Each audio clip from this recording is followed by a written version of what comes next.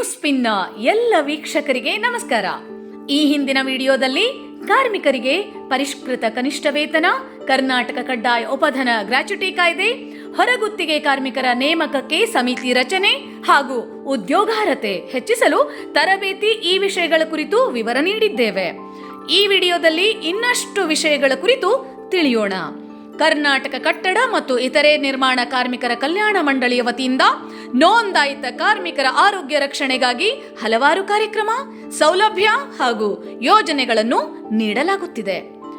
100 high tech ಸಂಚಾರಿ ಆರೋಗ್ಯ ಘಟಕಗಳು ನೋಂದಾಯಿತ ಕಟ್ಟಡ ಕಾರ್ಮಿಕರು ಹಾಗೂ ಅವರ ಅವಲಂಬಿತರ ಆರೋಗ್ಯ ರಕ್ಷಿಸಲು ಅತ್ಯಾಧುನಿಕ ವೈದ್ಯಕೀಯ ಸೌಲಭ್ಯಗಳಿರುವ 100 ಸಂಚಾರಿ ಆರೋಗ್ಯ ಘಟಕ ವಾಹನಗಳಿಗೆ ಚಾಲನೆ ನೀಡಲಾಗಿದೆ. ಈ ವಾಹನಗಳಲ್ಲಿ ಅತ್ಯಾಧುನಿಕ ವೈದ್ಯಕೀಯ ಸೌಲಭ್ಯ ಉಪಕರಣಗಳನ್ನು ಅಳವಡಿಸಲಾಗಿದ್ದು, ಎಂಬಿಬಿಎಸ್ ವೈದ್ಯರು, ನರ್ಸ್ಗಳು, ಫಾರ್ಮಾಸಿಸ್ಟ್ಗಳು, ಎಎನ್ಎಂ ಮತ್ತು ಲ್ಯಾಬ್ ಟೆಕ್ನಿಷಿಯನ್ ಇರುತ್ತಾರೆ. ನೋಂದಾಯಿತ ಕಟ್ಟಡ ಮತ್ತು ಇತರೆ ನಿರ್ಮಾಣ ಕಾರ್ಮಿಕರು ಹಾಗೂ ಅವರ ಅವಲಂಬಿತರಿಗೆ ಸೇವೆ ಒದಗಿಸುತ್ತಿವೆ. ವಿಶೇಷತೆಗಳು: ಕಾರ್ಮಿಕರು ಕೆಲಸ ಮಾಡುವ ಸ್ಥಳಕ್ಕೆ ಹೋಗಿ ತಪಾಸಣೆ ನಡೆಯುತ್ತಿವೆ. ಪ್ರತಿ ಜಿಲ್ಲೆಗೆ ತಲಾ 3 ವಾಹನಗಳನ್ನು ಹಂಚಲಾಗಿದೆ. ಈ ವಾಹನಗಳಲ್ಲಿ ಕನೆಕ್ಟೆಡ್ ಹೆಲ್ತ್ ಇಕೋಸಿಸ್ಟಮ್ ಅಳವಡಿಸಲಾಗಿದ್ದು, ಜಿಪಿಎಸ್ ಅಳವಡಿಸಿ ನಿಗಾ ಇಡಲಾಗುತ್ತಿದೆ. ಕಾರ್ಮಿಕರಿಗೆ ಡಿಜಿಟಲ್ ಆಧಾರಿತ ವರದಿ ನೀಡುವ ವ್ಯವಸ್ಥೆ ಇರಲಿದೆ. ಬೆಂಗಳೂರಿನಲ್ಲಿನ ಕೇಂದ್ರೀಕೃತ ಕಮಾಂಡ್ ಸೆಂಟರ್ ತೆರೆದು ನಿರ್ವಹಿಸಲಾಗುತ್ತಿದೆ. ಶ್ರಮಿಕ ತಾತ್ಕಾಲಿಕ ವಸತಿ ಸಮುಚ್ಚಯ ಕೆಲಸಕ್ಕಾಗಿ ಊರಿಂದೂರಿಗೆ ವಲಸೆ ಬರುವ ಕಾರ್ಮಿಕರಿಗೆ ಶ್ರಮಿಕರ ತಾತ್ಕಾಲಿಕ ವಸತಿ ಸಮುಚ್ಚಯಗಳನ್ನು ನಿರ್ಮಾಣ ಮಾಡುತ್ತಿದೆ. ಮಾನ್ಯ ಕಾರ್ಮಿಕ ಸಚಿವರಾದ ಶ್ರೀ ಸಂತೋಷ್ ಎಸ್ ಲಾಡ್ ಅವರ ನೇತೃತ್ವದಲ್ಲಿ ಈ ಯೋಜನೆಗೆ ಮತ್ತಷ್ಟು ಬಲ ಬಂದಿದ್ದು, ಈಗಾಗಲೇ ಬೆಂಗಳೂರು ಗ್ರಾಮಾಂತರ ಜಿಲ್ಲೆಯ ಒಬದೇನಹಳ್ಳಿ ಕೈಗಾರಿಕಾ ಪ್ರದೇಶ, ಬೆಳಗಾವಿಯ ಬಿಕೆ ಕಂಗ್ರಾಳಿ ಕೈಗಾರಿಕಾ ಪ್ರದೇಶ, ಶಿವಮೊಗ್ಗ ಜಿಲ್ಲೆಯ ದೇವಕಾತಿ ಕೊಪ್ಪ ಕೈಗಾರಿಕಾ ಪ್ರದೇಶ, ಚಾಮರಾಜನಗರ ಜಿಲ್ಲೆಯ ಬದನಗುಪ್ಪೆ ಕೆಲ್ಲಂಬಳ್ಳಿ ಕೈಗಾರಿಕಾ ಪ್ರದೇಶ ಹಾಗೂ ಕಲಬುರಗಿಯಲ್ಲಿ ನಿರ್ಮಿಸಲಾದ ಶ್ರಮಿಕ ತಾತ್ಕಾಲಿಕ ವಸತಿ ಸಮುಚ್ಚಯಗಳನ್ನು ಈಗಾಗಲೇ ಲೋಕಾರ್ಪಣೆ ಮಾಡಲಾಗಿದೆ. ವಿಶೇಷತೆಗಳು: ಕಾರ್ಮಿಕರಿಗೆ ಸುರಕ್ಷತೆ ಮತ್ತು ಭದ್ರತೆ ಒದಗಿಸುತ್ತಿವೆ. ತಾತ್ಕಾಲಿಕ ವಸತಿ ಸಮುಚ್ಚಯಗಳಲ್ಲಿ ನೀರು, ವಿದ್ಯುತ್ ಹೀಗೆ ಬೇಕಾದ ಎಲ್ಲಾ ಮೂಲಭೂತ ಸೌಲಭ್ಯ, ಕಾರ್ಮಿಕರ ಆರೋಗ್ಯ ಕಾಪಾಡಲು ಇವುಗಳು ನೆರವಾಗುತ್ತಿವೆ. ಕಾರ್ಮಿಕರು ಹೆಚ್ಚಿನ ಹಣ ನೀಡಿ ಬಾಡಿಗೆ ಮನೆಗಳನ್ನು ಪಡೆಯುವುದು ದೂರಾಗುವುದಲ್ಲದೆ ಶೆಡ್ಗಳಂತಹ ಅಪಾಯಕಾರಿ ಸ್ಥಳಗಳಲ್ಲಿ ವಾಸಿಸುವುದು ತಪ್ಪುತ್ತಿದೆ. ಶ್ರಮಿಕ ವಸತಿ ಶಾಲೆಗಳ ಸ್ಥಾಪನೆ: ರಾಜ್ಯದ ನೋಂದಾಯಿತ ಕಟ್ಟಡ ಮತ್ತು ಇತರೆ ನಿರ್ಮಾಣ ಕಾರ್ಮಿಕರ ಮಕ್ಕಳ ಭವಿಷ್ಯವನ್ನು ಭದ್ರಪಡಿಸಲು ರಾಜ್ಯಾದ್ಯಂತ ಶ್ರಮಿಕ ವಸತಿ ಶಾಲೆಗಳನ್ನು ಸ್ಥಾಪಿಸಲು ಕರ್ನಾಟಕ ಕಟ್ಟಡ ಮತ್ತು ಇತರೆ ನಿರ್ಮಾಣ ಕಾರ್ಮಿಕರ ಕಲ್ಯಾಣ ಮಂಡಳಿಯು ಮಹತ್ವದ ಕ್ರಮ ಕೈಗೊಂಡಿದೆ. ಶ್ರಮಿಕರ ಮಕ್ಕಳಿಗೂ ಉತ್ತಮ ಶಿಕ್ಷಣ ಸಿಗಬೇಕು. ಅವರ ಪ್ರತಿಭೆಗೆ ತಕ್ಕ ಶಿಕ್ಷಣ ಸಿಕ್ಕರೆ ಅವರು ತಮ್ಮ ತಮ್ಮ ಆಸಕ್ತಿಯ ಕ್ಷೇತ್ರಗಳಲ್ಲಿ ತೊಡಗಿಸಿಕೊಳ್ಳಬಹುದಾಗಿದೆ. ಈ ವಸತಿ ಶಾಲೆಗಳ ನಿರ್ಮಾಣದ ಬಗ್ಗೆ 2025-2026ನೇ ಸಾಲಿನ ಬಜೆಟ್ನಲ್ಲಿ ಹಣಕಾಸು ಸಚಿವರು ಹಾಗೂ ಮುಖ್ಯಮಂತ್ರಿಗಳಾದ ಶ್ರೀ ಸಿದ್ದರಾಮಯ್ಯ ಅವರು ಅಧಿಕೃತ ಘೋಷಣೆ ಮಾಡಿದ್ದರು.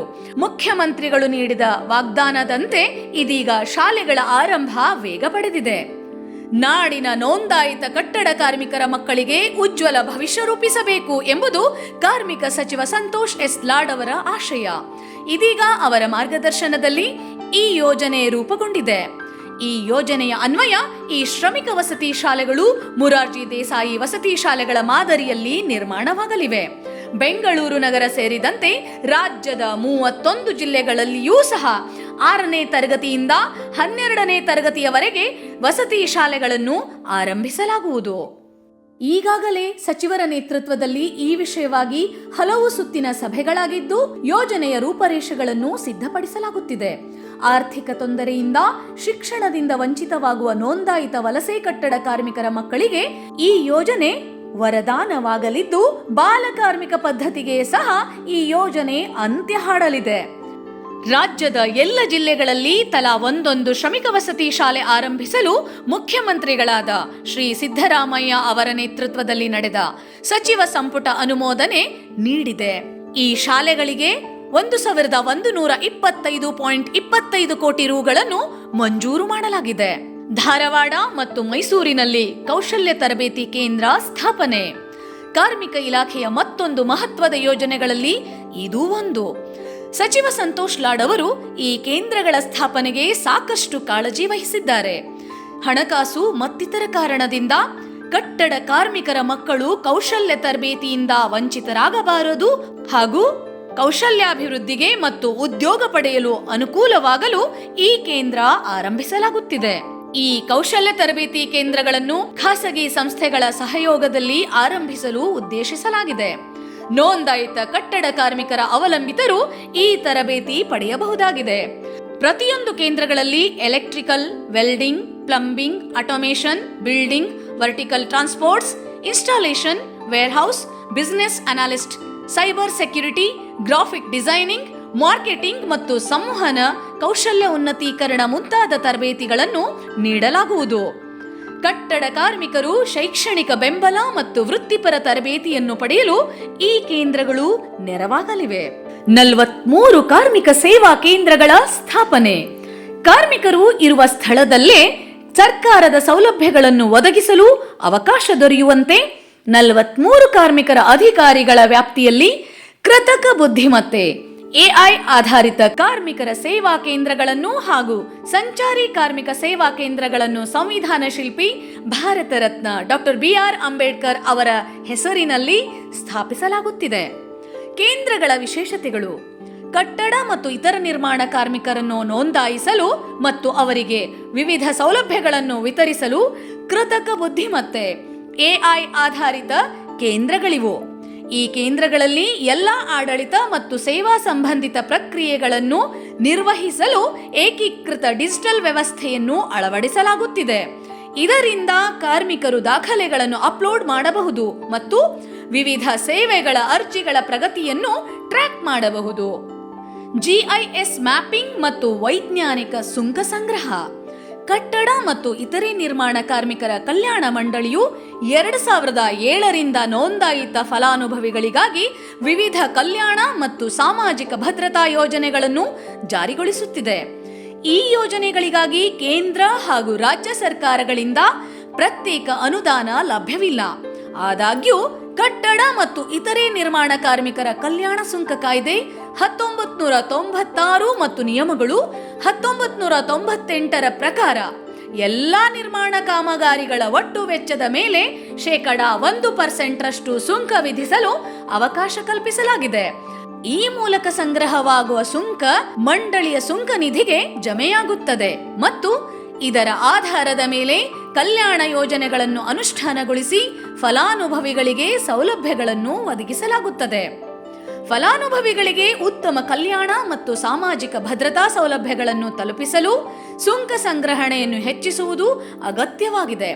ಇದಕ್ಕಾಗಿ ಆಧುನಿಕ ತಂತ್ರಜ್ಞಾನವನ್ನು ಬಳಸಿ ನಿರ್ಮಾಣ ಕಾಮಗಾರಿಗಳ ಮ್ಯಾಪಿಂಗ್, ಸುಂಕ ಟ್ರ್ಯಾಕಿಂಗ್ ಹಾಗೂ ಸುಂಕ ಸಂಗ್ರಹಣೆ ಸರಳೀಕರಣ ಮಾಡುವ ಕಾರ್ಯವನ್ನು ಮಂಡಳಿಯು ಕೈಗೊಂಡಿದೆ.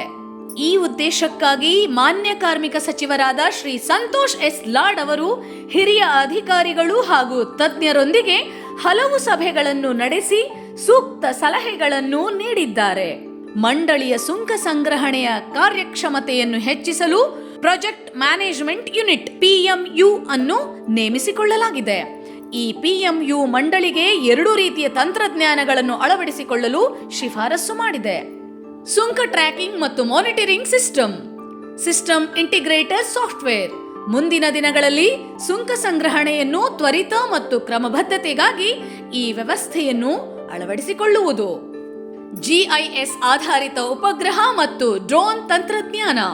ಹಿಂದೆ ವಿವಿಧ ಕಾರಣಗಳಿಂದ ಮಂಡಳಿಗೆ ಜಮೆಯಾಗದಿದ್ದ ಸುಂಕದ ಮೊತ್ತವನ್ನು ಗುರುತಿಸಿ ವಸೂಲಿ ಮಾಡಲು ಈ ತಂತ್ರಜ್ಞಾನವನ್ನು ಅಭಿವೃದ್ಧಿಪಡಿಸುವುದು.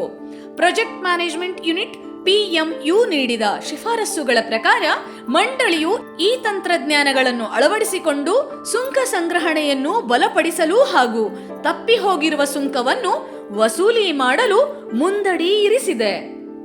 ನಕಲಿ ಕಾರ್ಮಿಕ್ ಕಾರ್ಡ್ ರದ್ದು.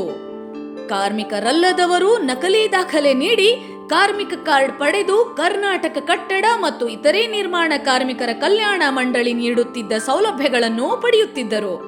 ಇಂತಹ ಸವಾಲನ್ನು ಸಮರ್ಥವಾಗಿ ಭೇದಿಸಿದ ಕಾರ್ಮಿಕ ಇಲಾಖೆ ನಕಲಿ ನೋಂದಣಿಯನ್ನು ಪತ್ತೆ ಹಚ್ಚಿ ಸರ್ಕಾರಕ್ಕೆ ಕೋಟ್ಯಾಂತರ ಹಣವನ್ನು ಉಳಿಸಿದೆ. ಇಲಾಖೆ ಸರಿಯಾದ ಸಮಯದಲ್ಲಿ ಸೂಕ್ತ ಕ್ರಮಗಳನ್ನು ಕೈಗೊಂಡ ಪರಿಣಾಮ ಸರ್ಕಾರದ ಸೌಲಭ್ಯಗಳು ಅರ್ಹ ಮತ್ತು ನೈಜ ಫಲಾನುಭವಿಗಳನ್ನು ತಲುಪುತ್ತಿವೆ. ಕಾರ್ಮಿಕ ಸಚಿವ ಸಂತೋಷ್ ಲಾಡ್ ಅವರು ಈ ನಕಲಿ ಕಾರ್ಮಿಕ ಕಾರ್ಡ್ ರದ್ದತಿಗೆ ಮಹತ್ವದ ಕ್ರಮ ಕೈಗೊಂಡರು. 2007ರಿಂದ 2023ರವರೆಗೆ ಮಂಡಳಿಯಲ್ಲಿ 52.4 ಲಕ್ಷ ಜನರು ನೋಂದಾಯಿಸಿಕೊಂಡಿದ್ದರು. ಆದರೆ ಇಂತಹ ನೋಂದಣಿಯ ಬೆನ್ನು ಬಿದ್ದ ಕಾರ್ಮಿಕ ಇಲಾಖೆ ನೈಜ ಮತ್ತು ಅನರ್ಹ ಫಲಾನುಭವಿಗಳನ್ನು ಪತ್ತೆ ಹಚ್ಚಿತು. ಸರ್ಕಾರದ ಸೌಲಭ್ಯಗಳು ಕೇವಲ ಅರ್ಹ ಮತ್ತು ನೈಜ ಫಲಾನುಭವಿಗಳಿಗೆ ಮಾತ್ರವೇ ಸಿಗಬೇಕು ಎಂಬುದು ಕಾರ್ಮಿಕ ಸಚಿವ ಸಂತೋಷ್ ಲಾಡ್ ಅವರ ಕಾಳಜಿ. ಇದಕ್ಕಾಗಿ ಅವರು ನಕಲಿ ಕಾರ್ಮಿಕ ಕಾರ್ಡ್ಗಳನ್ನು ರದ್ದುಪಡಿಸಲು ವಿಶೇಷ ಮುತುವರ್ಜಿ ವಹಿಸಿದರು. ಕಾರ್ಮಿಕ ಇಲಾಖೆ ಕೈಗೊಂಡ ಕಟ್ಟುನಿಟ್ಟಿನ ಕ್ರಮಗಳಿಂದಾಗಿ ಈವರೆಗೆ ಸುಮಾರು 2.43 ಲಕ್ಷ ನಕಲಿ ಕಾರ್ಮಿಕರ ನೋಂದಣಿಯನ್ನು ರದ್ದುಪಡಿಸಲಾಗಿದೆ. ಇವರಿಗೆ ನೀಡುತ್ತಿದ್ದ ಸೌಲಭ್ಯಗಳ ವೆಚ್ಚ ಸರ್ಕಾರಕ್ಕೆ ಉಳಿತಾಯವಾಗಿದೆ. ಅಲ್ಲದೆ ಅರ್ಹ ಫಲಾನುಭವಿಗಳಿಗೆ ಹೆಚ್ಚಿನ ಸೌಲಭ್ಯಗಳನ್ನು ನೀಡಲು ಸಹಾಯವಾಗಿದೆ. ನವೀಕರಣ ಸಮಯದಲ್ಲಿ ಕಠಿಣ ತಪಾಸಣಾ ಕ್ರಮಗಳನ್ನು ಅನುಸರಿಸಿದ್ದರಿಂದ ಒಟ್ಟು ನೋಂದಾಯಿತ ಕಾರ್ಮಿಕರ ಸಂಖ್ಯೆ 52.4 ಲಕ್ಷಗಳಿಂದ 31 ಲಕ್ಷಗಳಿಗೆ ಇಳಿಕೆಯಾಗಿದೆ. ಹಲವು ಕ್ರಮಗಳು. ನಕಲಿ ಕಾರ್ಮಿಕ ಕಾರ್ಡ್ಗಳ ರದ್ದುಪಡಿಸಲು ಇಲಾಖೆ ಹಲವು ಕ್ರಮಗಳನ್ನು ಕೈಗೊಂಡಿತು. ಇದೆಲ್ಲದರ ಫಲಶ್ರುತಿಯಾಗಿ ನಕಲಿ ನೋಂದಣಿ ಕಡಿಮೆಯಾಯಿತು. ಜಿಲ್ಲಾ ಮಟ್ಟದ ಸಭೆಗಳಲ್ಲಿ ನಕಲಿ ಕಾರ್ಮಿಕ ಕಾರ್ಡ್ಗಳ ಕುರಿತು ವಿಶೇಷ ಕಾಳಜಿ ವಹಿಸಲು ಸಂತೋಷ್ ಲಾಡ್ ಅವರು ಅಧಿಕಾರಿಗಳಿಗೆ ಸೂಚಿಸಿದರು. ನಕಲಿ ಕಾರ್ಮಿಕ ಕಾರ್ಡ್ ಪಡೆಯುವುದು ಶಿಕ್ಷಾರ್ಹ ಅಪರಾಧವಾಗಿದ್ದು ಈ ಬಗ್ಗೆ ಜನರಿಗೆ ಅರಿವು ಮೂಡಿಸಲಾಗುತ್ತಿದೆ. ಜಾಗೃತಿ ಜಾಥಾ ಅಭಿಯಾನ, ಕರಪತ್ರ ಹಂಚುವಿಕೆ ಮಾಡಲಾಗುತ್ತಿದೆ. ಪ್ರಯೋಜನಗಳೇನು? ನಕಲಿ ಕಾರ್ಮಿಕ ಕಾರ್ಡ್ಗಳನ್ನು ರದ್ದುಪಡಿಸುವಿಕೆಯನ್ನು ತೀವ್ರಗೊಳಿಸಿದ್ದರಿಂದ ನಕಲಿ ನೋಂದಣಿ ಕಡಿಮೆಯಾಯಿತು. ಅರ್ಹ ಫಲಾನುಭವಿಗಳಿಗೆ ಹೆಚ್ಚಿನ ಸೌಲಭ್ಯಗಳನ್ನು ನೀಡಲು ಅನುಕೂಲವಾಯಿತು. ಹೊಸ ಫಲಾನುಭವಿಗಳ ನೋಂದಣಿ ಹೆಚ್ಚಿದ್ದರಿಂದ ನೈಜ ಕಾರ್ಮಿಕರಿಗೆ ಸೌಲಭ್ಯಗಳು ಸಿಕ್ಕವು. ಮಂಡಳಿ ವತಿಯಿಂದ ಹೊಸ ಸೌಲಭ್ಯಗಳನ್ನು ರೂಪಿಸಿ ಅನುಷ್ಠಾನಗೊಳಿಸಲು ಸಹಕಾರಿಯಾಯಿತು. ಕಾರ್ಮಿಕರಲ್ಲಿ ಇಲಾಖೆ ಮತ್ತು ಸರ್ಕಾರದ ಮೇಲಿನ ವಿಶ್ವಾಸಾರ್ಹತೆ ಹೆಚ್ಚಿತು.